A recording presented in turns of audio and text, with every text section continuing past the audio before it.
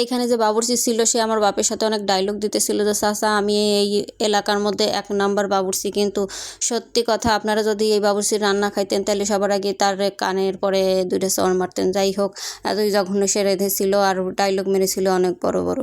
তুমি কি রাগ করলা বাবুর্চি, তোমার নামে এতক্ষণ সুনাম করলাম। যাই হোক, এখানে এসে দেখি যে 2টা ছোট পিসি চেয়ার নিয়ে মারামারি শুরু করে দিছে। একটা কয় আমি বসবো, এটা কয় আমি বসবো, আমি কই তোরা 2জন ভাগাভাগি করে বয়। বাসাতে নিচে নামতে নামতে শুনলাম যে বরযাত্রী বলে চলে আইছে। আমি কই কি রে, আমরা নিচে নামতে নামতে বরযাত্রী চলে আসলো মানে বরযাত্রীর এত খিদে লেগে গেছে, ওরা আর বাড়ি ওয়েট করে নাই, তাড়াতাড়ি চলে আইছে। এখন আমরা গেট ধরার জন্য এই জায়গায় মানুষজন এসে ভিড় করতেছিল, বরযাত্রী এখনই আসবে আর এখানে গেট ধরা হবে। এই যে আমার বাপ এই জায়গায় এসে শিখাই দিচ্ছিল পোলাপানরে যে তোরা কিভাবে গেট ধরে বেশি টাকা হাতায় নিতে পারবি, সেই বুদ্ধি দিচ্ছিল। আর এই জায়গা ডায়লগ বাজ বাবুর্চির সাথে আইছিল তার একটা হেল্পার মরা ফুটো। এই যে সে একটা কাজে বইছে মনে হয় 3 বছর পার করে দিতেছে।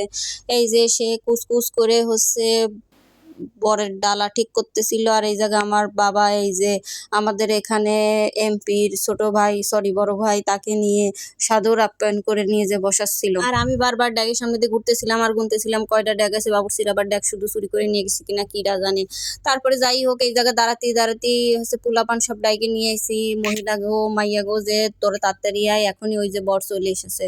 বররে দেখলাম বর অনেকখানি লম্বা, মানে খানিকের লম্বা, গায়ে কিছু নাই। ভাবলাম যে বিয়েতে খাবে দেখা বেচারা মনে হয় এই কয়দিনই শুকাই গেছে। যাই হোক, এই জায়গায় তুমুল দর কষাকষির প্ল্যানিং চলতেছিল যে কয় টাকা হইলে এরা গেট ছাড়বে আর কয় টাকা না দিলে ছাড়বে না।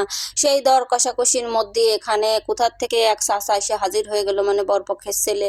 সেই চাচা এসে এক হুজুরে ডাকাডাকি শুরু করে দিল যে আমাকে হুজুরের সাথে কথা ফাইনাল হয়ে গেছে, আমরা এখানে কোনো দর কষাকষি করবো না।